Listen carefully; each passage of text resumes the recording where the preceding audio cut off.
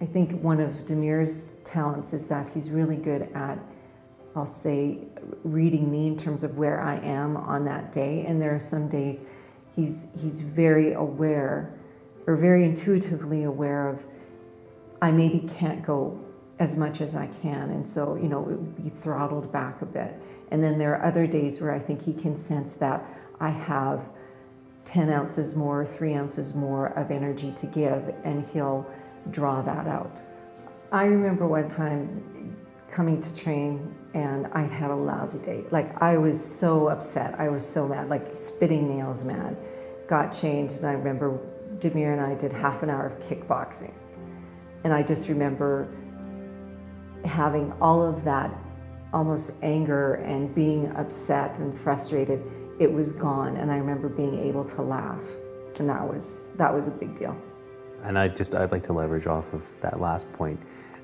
You'd asked about the catalyst. Why do you keep coming back to work with Demir?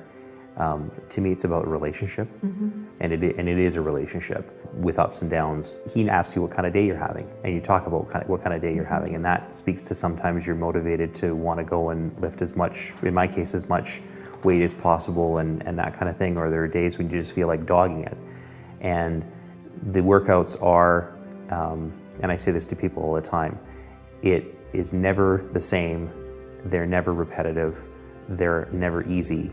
And that's really the service that I feel that I'm paying for. But more importantly, he reads you and is interested enough in what you're doing or what kind of day you're having to tailor make the activity to take that into account. My previous experience, I'd had memberships, as I mentioned, at the Y, where it was sort of come and go. I would go with a neighbor, and the two of us would get up before work in the morning at 5 and try and go and work out.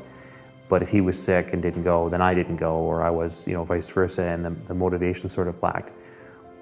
The membership existed and the facility existed to go to it, but there was no draw, and there was no reason why you should go.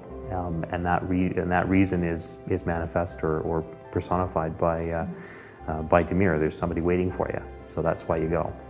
I think first of all, it's a commitment. I've paid for his time, and I'm using that time. So, I mean, that's kind of number one for me. Number two, in terms of the ongoing motivation, I've come to really appreciate how I feel after the fact. I may feel awful and I may be hurting and whining and complaining during that 30-minute workout, but when it's done and I stop and catch my breath, I realize how good I feel.